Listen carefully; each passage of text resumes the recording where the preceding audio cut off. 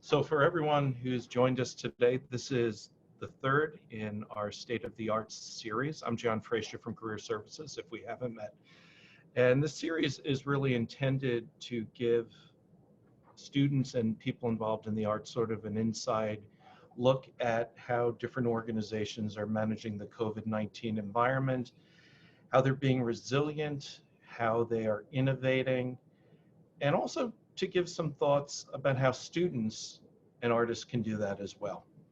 This is the last of this round of the series. We are considering a second round in the summer, so stay tuned for that. The first and second episodes, we'll call them, are online on the Career Services website and on our YouTube page, and this one will be as well. We're grateful for that. So today, super excited to have Carmen Quinones of Playwrights Horizons here, and she's going to talk about all of the things that I just mentioned. So Carmen, welcome. Thank you. Happy to be here.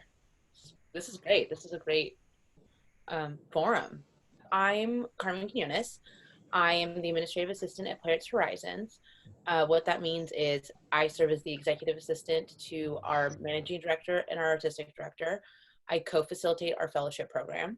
I'm our board liaison, and I also kind of work as an office manager. So I do a little bit of everything, but I'm also part of the artistic team. So I'm really lucky that I get to kind of see it all, especially at a time like this when we're trying to figure out what we're doing and what comes next. So Playwrights Horizons, we closed our doors officially on Friday, March 13th. We all started working remotely, as many people did. Luckily for us, we had been working for a while on a podcast series that was intended to be released later this year, but we pushed up the release date, and it's all pieces written for podcasts, but they're all theatrically inclined. We have a great piece. It's a play for any two people, where two people can join the podcast and they each hear something different and they're acting out the play. So I think we weren't anticipating a pandemic, but we were anticipating theater in a new way, which we were luckily able to implement over these last few weeks. That said, nobody knows what the future holds. There's been a lot of discussions about when can we go back to the theater. But even before that, it's essential businesses and where does theater fit into that, and what would make people comfortable going back to the theater. I've spoken to people that are I'm ready to go back to the theater. I can't wait. I don't care who's in the theater, what it is, I'm ready to sit and enjoy. And there are other people who are on the other end of the spectrum that are, I don't know when I'll go back. I don't know what that looks like. I don't know how comfortable I'll be. And so the challenges for organizations and theaters is figuring out what is that threshold, and working with government officials to figure out what would make people feel comfortable, but also what are the rules? What are we abiding by? So we're working with a number of institutions and figuring out how to kind of make something standard, because we've never really had that before. We had fire codes and, check things at the door kind of thing, but we've never had something this extreme, I guess I would say. I'm fortunate that, Playwrights is fortunate that we are in a transition year. So we have two artistic leaders sort of at this moment. Our artistic director, Tim Sanford, will be the outgoing artistic director next season. And so our current associate, Adam Greenfield, will be stepping into the role of artistic director. So we really have two big brains at the helm of this thing, which is great because they're having many conversations with their colleagues. We get to talk to them and share our thoughts and ideas as well. But as we navigate the unknown, we're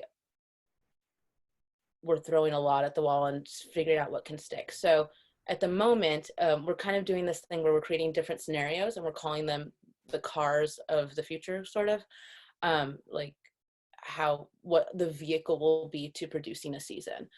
And a lot of it's been, you know, do we go back in September? Do we go back in January? Do we do full productions? Do we just do workshops? Because Playwrights Horizons is really a writer's theater. You know, we're trying to figure out how to best support as many artists as possible. When we shut our doors, our first instinct as an institution was to protect, like, to answer to the community, to the people, and to help the people. Our incredible literary manager, Lizzie Stern, started a resources page for artists, and all theatrical artists, not just writers, where they could get help, where we could, you know, find ways to engage with them, and so on. And so that first step was very helpful, I think, for us in navigating where our priorities lied. What else? It's a lot, right? So much. There's so much to share. Yeah. That's kind of, and as we continue, you know, we're playing with ideas of how to continue to engage our audiences. You know, with the podcast, we have our we do a pop masterclass, a perspective on playwriting masterclass that we do, and typically in the past it's been only a few number of people in one of our rehearsal spaces, private, you know, you pay to play kind of thing. But now we've opened it up to the public, free to sign up. Last week we had more than 700 people sign on. So people want to engage. People, you know, want to connect. But I think another big question that we are looking at answering is, once we are able to reconnect, what is the balance of the digital engagement?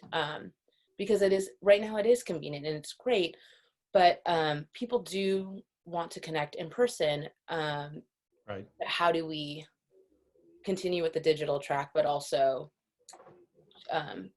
reinvent what we're doing? It's really interesting to hear you say that, because if I heard a theme through all three sessions, it's one, starting with community engagement. How do we find novel ways to engage our community? And then the second piece is, what will that look like when we're back in whatever normal time becomes, right? You know, and of course for the arts, it's so essential in many ways that it be a live experience, particularly for theater. And so how do you sort of balance that? And then what are the opportunities of the digital space to increase audience, right? And so it's interesting. Yeah. Being a writer's theater, our current associate artistic director said something today that kind of stuck out to me, which was, we don't know what theater is going to look like after this. Like, we don't have the answers, but because we're a writer's theater, we can throw that problem at the writers and just say, right, like, what do you imagine? Like, what is your vision and how can we support that? And so I'm excited. And it's not that the content has to be COVID. It's not going to be COVID related. It's not going to be, you know, let's all revisit the trauma that we are currently going through. It's, how do we grow from this? Like, what is next? It's not, you know, regressing back to the way theater was. It's saying, this is what we did and how can we build from that? And what did we learn? We're learning exponentially right now about the human condition on a number of levels. And so I think that's what excites me, is just like, what can come of this, and what theater look like. Yeah, that makes complete sense. Yeah. So as you're going through this, recognizing you're right in the middle of it, right? Are there any things that are particularly standing out about the human condition at the moment? It's interesting. I think with the need to help people, like the little ways in which we remind people that we're here. Being in New York City, everybody is cooped up in their homes, and you know,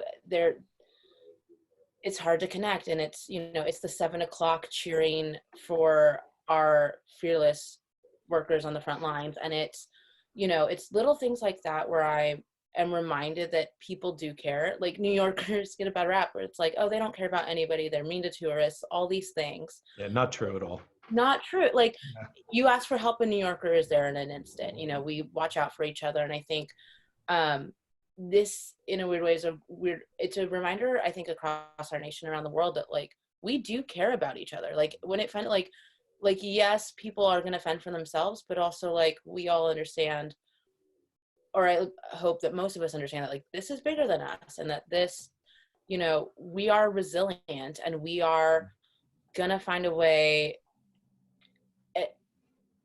not to bounce back, but to move forward. And I think that's the important thing too, is that a lot of people are slowly realizing that what they had before was great, but also that there were some flaws, like the flaws of our daily lives, that how we treated ourselves, even like we now get a lot of me time, but it's also like figuring out what that means and how to take care of yourself. And I'm look forward to people actually taking care of themselves now. Yeah. And listening to their minds and their bodies, and how they connect with themselves, but with others as well. That's really interesting. I've thought about that as well. Just, will we take this moment and continue those positive things that are developing, in mindfulness and self-care, or is it for the moment, right? I don't know. I want to be hopeful and say, we come out of this and we say, wow, it felt so much better to have a little more balance. Yeah. And we'll see, I guess. But yeah, we'll see. Being in the theater, for a very long time, I'm one that preaches that like theater is the last way we teach compassion. You can't tell somebody to be, like, you can try, but it's something that we condition ourselves to do, and how to think and how to be. And I'm hopeful that other industries and other platforms, I guess, are going to be able to find their ways in which to express that, and remind people that this is a time of compassion, and even after this, so. Well, I think there's an opportunity then, for the arts to sort of be the standard bearers of that philosophy, really. Yeah. That's exciting.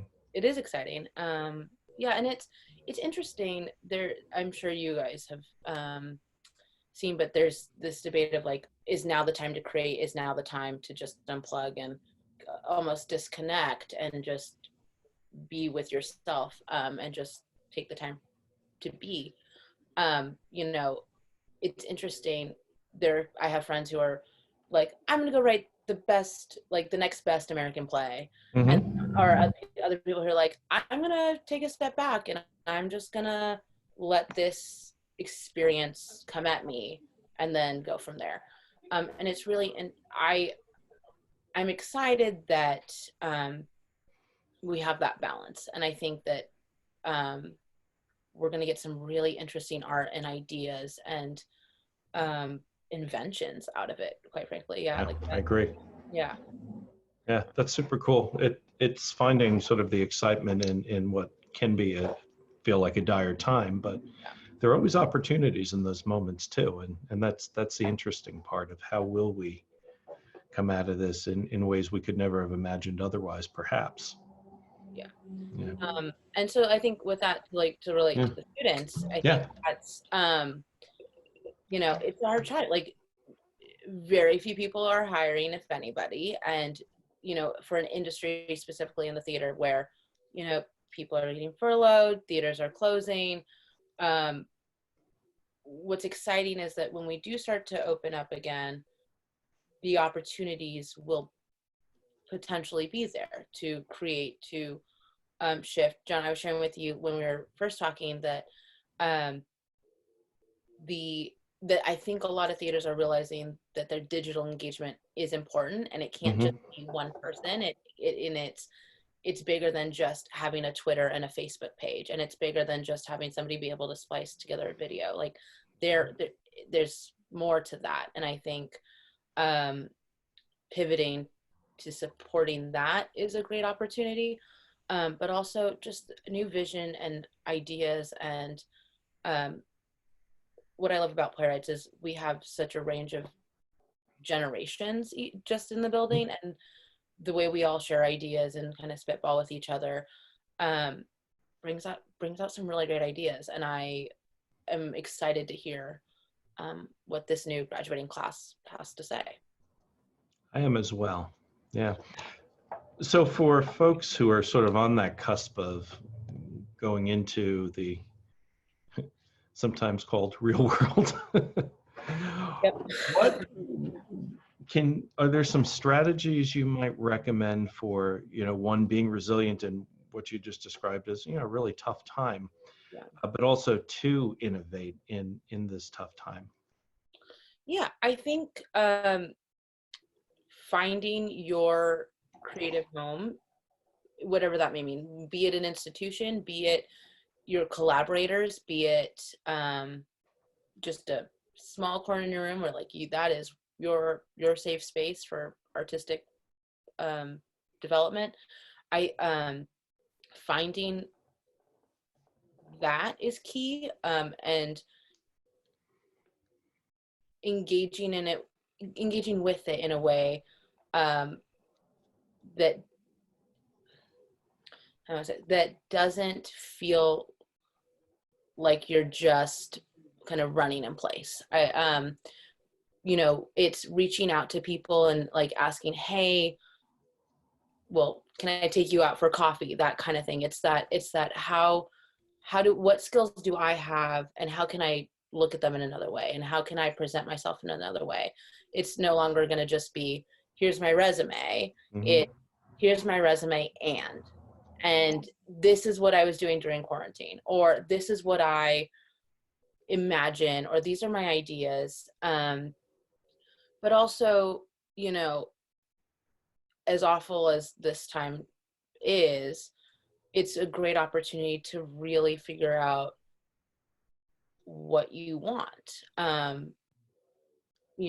Is it working for a nonprofit? Is it working for a Broadway producer? Is it working for a regional theater in your hometown? I think Right. what's great is that those places are surrounded by community and create community, and you can find solace there as well.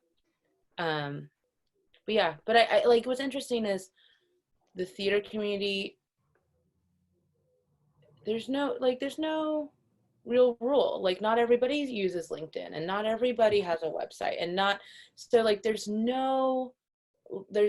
it's really represent yourself how you want to represent yourself. That's I think the key, because there is no other you, as cliche as that is, but how you present yourself says that as well. That makes sense. Yeah. I'd like to open it up to folks. This is about you, so you might have some questions. So anybody who is watching, I'd like to invite you to, yeah. Oh, all right, Michael, using the hand feature. I appreciate that. All right. Start off by saying thank you for being here and for hosting this as well, because this has been really enlightening, fascinating. I was curious, and you started to speak to this earlier. How would you say, where everyone being inside and remote has sort of been like a big equalizer almost, how would you say that the field has changed for playwrights getting started and beginning to put themselves out there? Great question.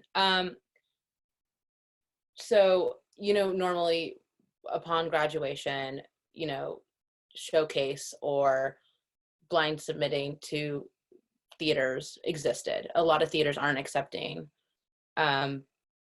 scripts at this time, right? Although we still are,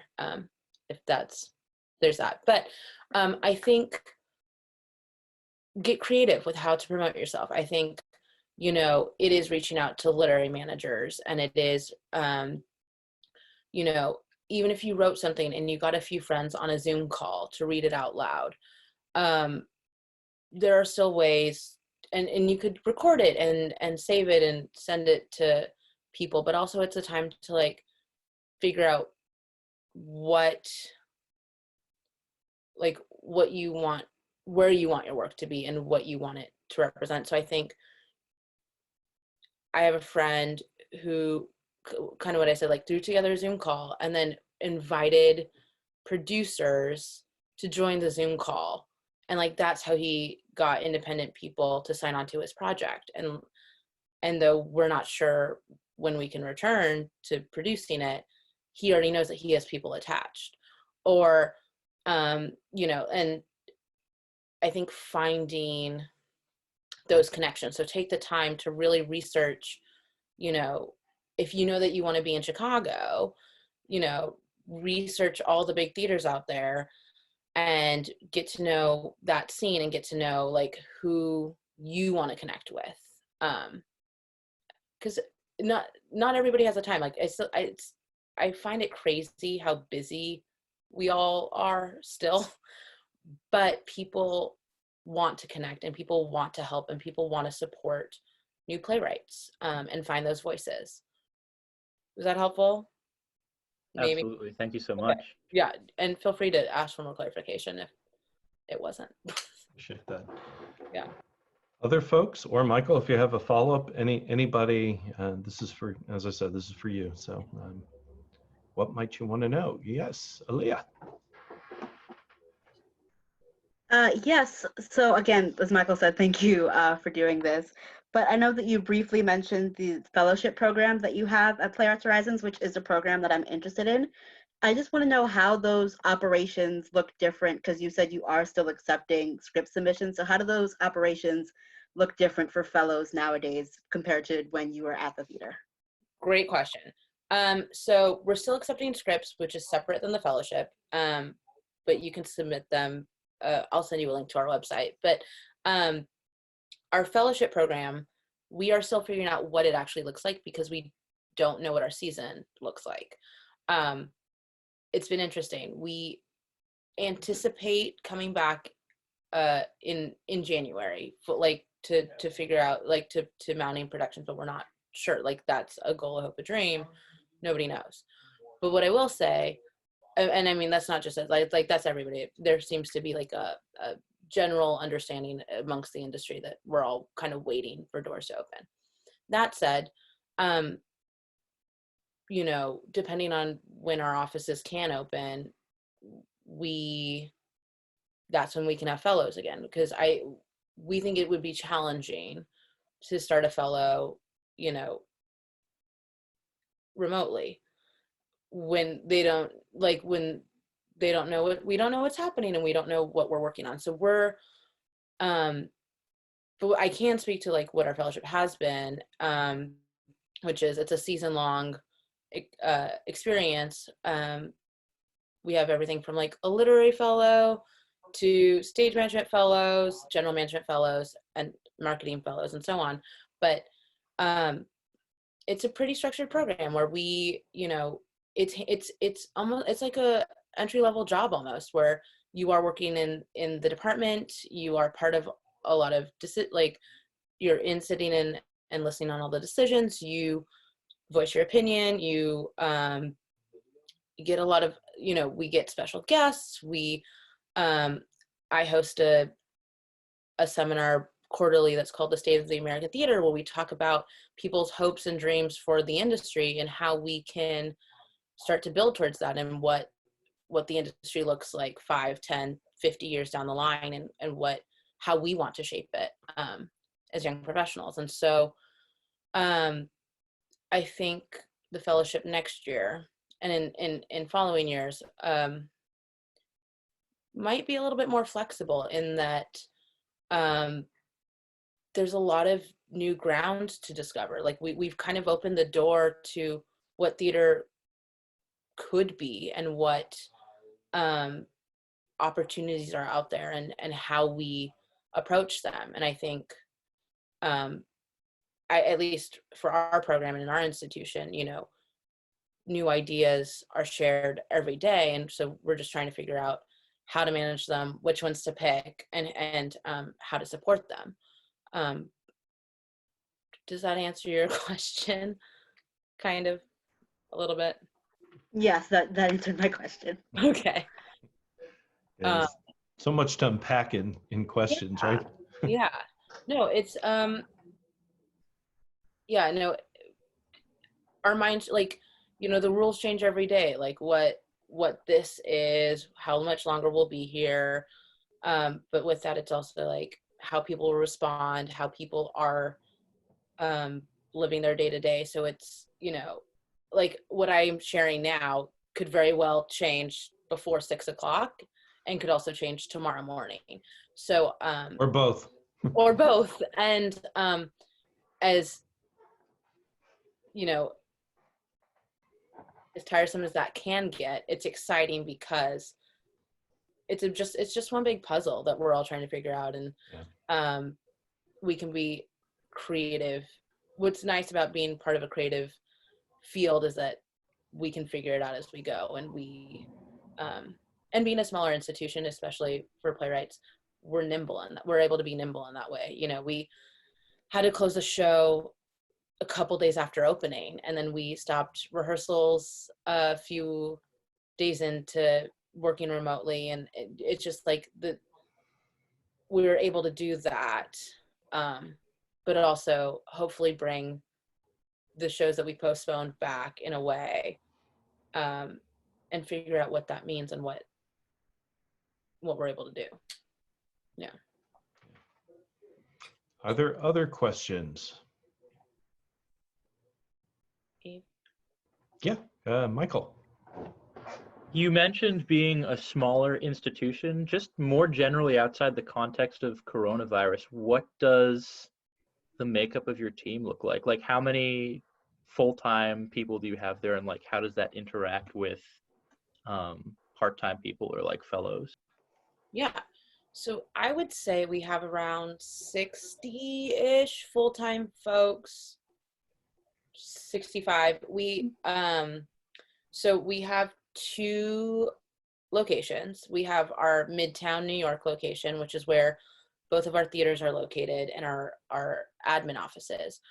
But we also have a theater school that's one of the acting studios for NYU. So we have a number of full-time employees down there as well, running that. Along with, we have studio rentals and some resident companies that we support, Musical Theater Factory, Space on Writer Farm, and Club Thumb. And so between all of those people, the fellows pretty much get to at least meet, if not interact with, all of them. The fellows they're about 10 to 12 a season. And over the course of the year, the department heads, a lot of the staff will do a talk back with them, kind of exposing them and introducing them to the not-for-profit sector a little bit more, and diving a little bit deeper into that. But also, it is day to day. We send out these bulletins for our shows that have essays and like things about the upcoming show. And so it's fun to interact with, our marketing fellow who's like, I'm dropping off this copy for the artistic director to read, and then, taking it over, dropping it off to our lit fellow who's going to let the literary manager read it. So it's like they are very much part of the fabric. We do rely on them in a lot of ways, that that is substantial, that is of merit. It's fun for me because it's both like a job, but also the learning experience, and like under the umbrella of an education program that's not holding their hand, but that is supportive. Thank you. Great. Yeah. I believe Peter had a question. Yeah, thank you so much for being here and talking about Playwrights Horizons. I was wondering if you could speak a little to the submission and selection process, like what it looks like in terms of a timeline, kind of, and like, is it selected for the next season? And for the fellowship? just for submissions in general, or like submitting plays, and like Yeah. how has it changed due to COVID? Yes. So we used to what's the question? We used to accept hard copies. That has been suspended since nobody's in the office. We do have, so we have an open submission policy. Not a lot of theaters, and very few, I think we might be the only ones in the off-Broadway sector that do this. But yeah, so we have somebody in our lit department read the play. There's no actual guarantee as to when that will happen. They really get a lot of submissions, but they do acknowledge, they do try to acknowledge that they have read it at some point within, I would say a year, but I don't actually know. It depends. But it will get read eventually. Like the commitment is to read those plays. It is our philosophy that that's how we get to know new young writers. Jeremy O'Harris had submitted to us years ago. It was one of his first plays, but we didn't pick up on it, but we did meet with him, and like a relationship was formed. But like it's not until, well, his play should have been going up in a week or so, but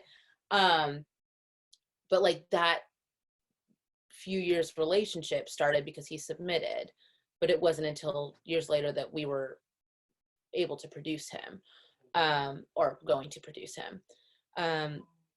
But yeah, so I would say that, it does take a little while, but Playwrights is committed to reading those plays. Yeah. Does that answer, is there anything else I can clarify or go into depth about that? That's great, thank you. I guess I was just wondering, is there any talk of doing digital productions for the next season? Like filming them and then showing them, or doing like a Zoom something? I was thinking more along the lines of Zoom, but yeah. We haven't committed to doing anything like that yet. I don't know that that's necessarily for our institution. I know there are a few institutions that are considering it. Because of our podcast and because of some other lines of programming that we have, that's not at the forefront of our mind or our producing strategy. But I think we might, I think there's a world in which if we find, we're doing these shows and we're hosting workshops or readings in between, there might be a world in which we engage with those somehow digitally as well. But I specifically I think that platform or that idea, it can exist elsewhere. I just don't know if our institution will partake. Thank you. Yeah. Other questions? I know there's a lot of areas we can go to. Yeah. Yeah. I mean, what about you guys? Like, how are you feeling? How is, what is it like to reach the end of the semester? Or, are you all in Ithaca right now? I think most of us, I mean, I can speak for myself, are in various places at home. I've found that, well, at least I'm still an underclass, I'm still a sophomore, so I know like upperclassmen who have apartments in Ithaca and are able to like sort of have a bit of a community up there. But Yeah. Aside from that, we're just operating out of our houses right now. Okay. Nice. I'm also at home, but I'm one of I'm in a weird place where I'm technically a junior, technically a senior at the same time. I'm in my junior year, but graduating in December instead of in May. Okay.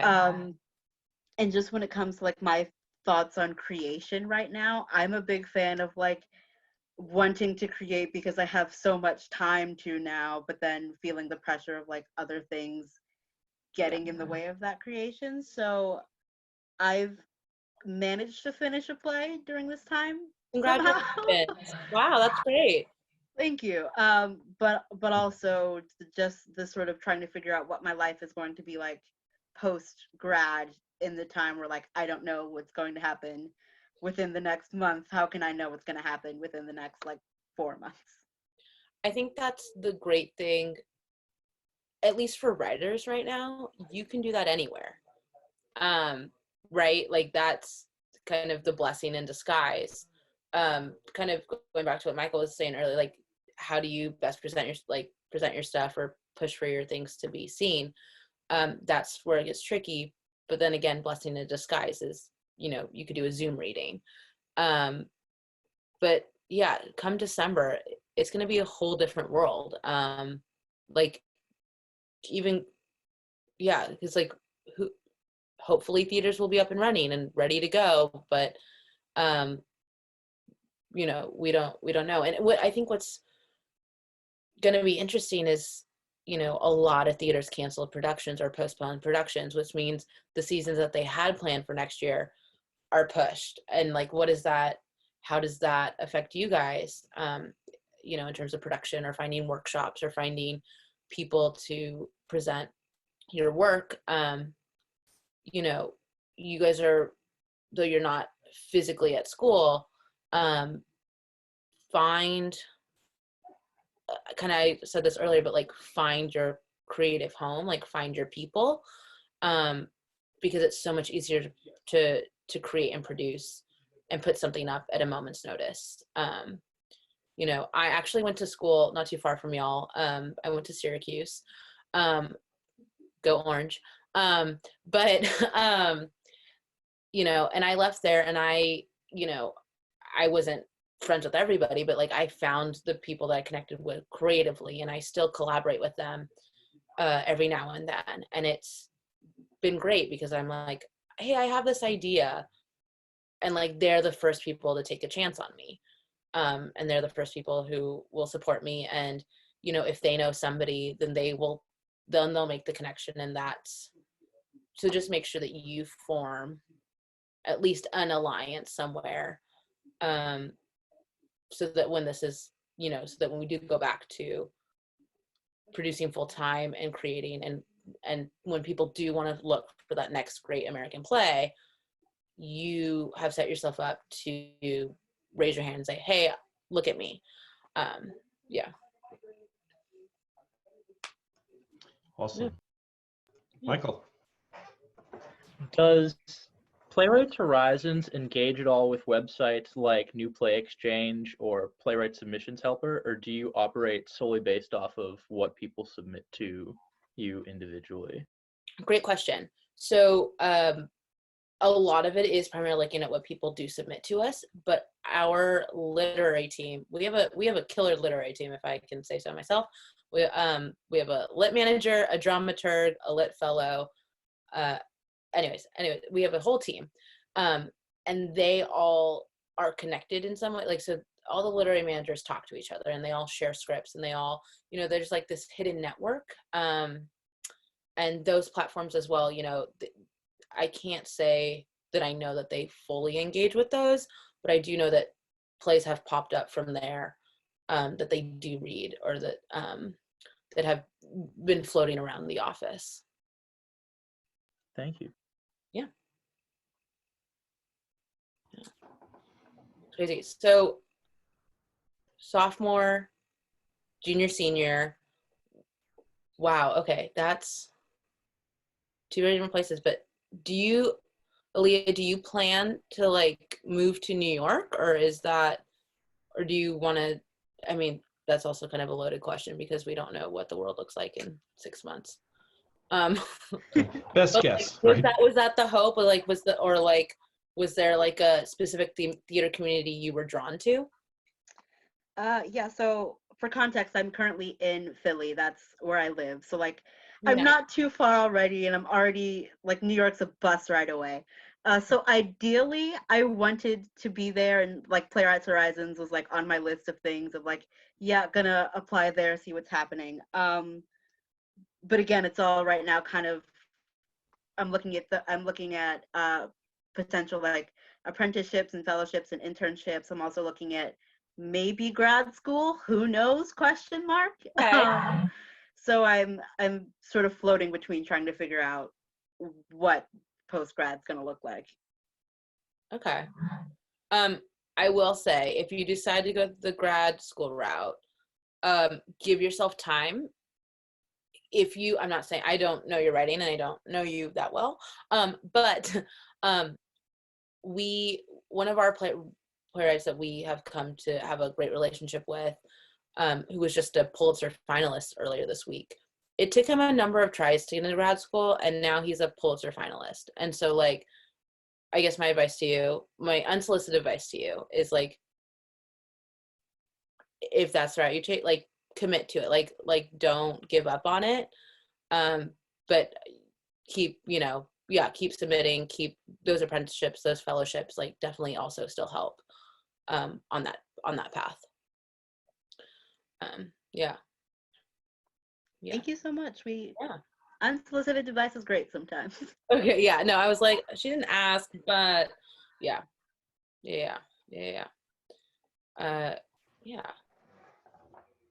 No, yeah, it's a good mix. Yeah, how have you guys, oh yes, Michael, go for it. Real quick, if I could, I was just curious what your path looked like to get to where you are now in your position at Playwrights Horizons. Ooh, okay. So Question. Wow. Okay. I come from a production background, so in high school, I discovered that I wanted to do arts administration. However, I was really, at the time, really good at stage managing. So I decided that I was going to come about artistic admin from the angle of production. So I went to Syracuse, got my BFA in stage management, moved to New York City. My final semester, I took a development internship with another off-Broadway theater at the time, and did that. And then I actually went into the agenting world, believe it or not. So I was an assistant in an agency for a couple years, drafted contracts, negotiated that whole thing. But it was for a boutique agency where we only repped theater designers. So that gave me an actual, like, a weird in to a lot of different theaters, because I got to know a lot of different people at a lot of different places. And then this opportunity at Playwrights came about, and they were like, hey, we're looking for a new assistant to assist both the artistic and the managing director. And I was like, well, I love art and I love reading, and I have that foundation, but I also love business, and I know that I had also done a little bit of producing before then. So I was like, this seems perfect. So then I applied for the job, magically got just kind of been tapping away, being on the artistic team. They're great. Like, they share a lot of the stuff. Like, I'm able to read a lot of this, like, plays that interest me or things that they're considering. And then when those conversations come around, I'm able to chime in and give my 2 cents. But it's been a really roundabout thing where I have a lot of different interests in theater, like I said, like stage managing, producing, and I've just kind of been chipping away at, like, my path towards hopefully running an institution someday. Yeah. That's so cool. Thank you. So I'm not quite a writer. Yeah, I'm a writer, but although I'll say there's this great company called Musical Theater Factory in New York, and I was part of one of their representation roundtables, and everybody shared pieces that they were writing. And I never considered myself a writer, but I, like, would do some writing and would share some stuff. And I was like, oh, not that it's easy, but I was like, oh, like, I can express myself this way, but I'm more excited about producing voices that I'm excited about, and finding those, the people who are better at stating their point of view in that medium. Very cool. Yeah. Well, any other questions while we're here? Amazing. Yeah. Any, hearing none, any sort of final, for the moment, words of wisdom you'd want to share? Or anything you'd want to tell folks that happened this week, hint, hint? Oh, yes. So Playwrights Horizons received its 7th Pulitzer Prize with our musical A Strange Loop by Michael R. Jackson. It is, wow, it's huge. Yes, thank you, yes. You know, and so as I mentioned, we had a finalist as well this week. So we were 2/3 of the category this year, which is really exciting for us. The last Pulitzer we got was for Bruce Norris's Clybourne Park, excuse me.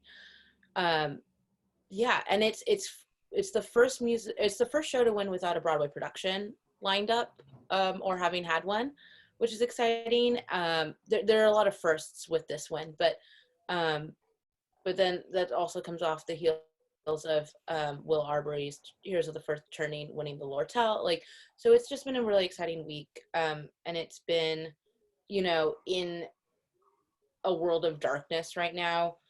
Award ceremonies kind of seem a little superfluous or ridiculous or whatever you will, but it's nice to know that the theater community still cares and is congregating and is supporting each other's work and still acknowledging the voices that were shared in the past season. And what I'm also hopeful about is that our institution and a lot of other institutions are still awarding commissions and still looking at new plays and still reading and still moving forward. So I guess my parting wisdom to you is just keep creating, keep writing, keep submitting, but also take care of yourselves. Like, it's not like this downtime isn't a chance for us to like get ahead. It's for us to check in with ourselves and figure out what the next steps are. It's not, you know, it's not a race. And I can't emphasize that more, because a lot of people are burning themselves out and a lot of people are stressing out and comparing themselves, which we all know isn't helpful to anybody. So you know, yes, congratulations, Aaliyah, on writing and finishing a play. Like, that is incredible. Like, I don't know how many people have actually done that, but it's also, you know, but also, yeah, if you have that burning desire, go for it, but don't eat yourself up about it, I guess is what I would say. And yeah, and now is actually the time, if you ever had a crazy dream about what theater can look like, could be, should be, now is the time to actually put that at the forefront, because when we all come back, there are no rules. There is no real structure when we get back. So it's anybody's game. It's not going to be a race, but it's going to be a collaboration as to what is next, what is new. That's super exciting to hear. Yeah. That's awesome. So, Carmen, I want to say thank you so very, very much for being with us today and just really openly sharing your experience and your insights. I learned a lot today. Yeah. Oh, God. Me too. Yeah. Yeah, it's always great. It's just conversations the way that happens. I want to thank the students who came in today for this. Your questions were excellent. I'm going to do a quick shameless plug, and that's just simply to tell you that Career Services remains open digitally. If there's anything you need, whether it's to talk something through or help with the technical aspects of applying for things or career pathing, any of that, all you need to do is email us and we will be glad to talk with you. We're open all summer, and in case you didn't know, although no one is graduating just yet, when you do, you have access to our services as an alum as well. And I just want to make sure you know that we do care about what's happening for you, and we're here to help. Carmen, again, thank you so very much. Thank you. Thank you so all. much. Yeah, no, Thank thank you. you. Thank you. Of course.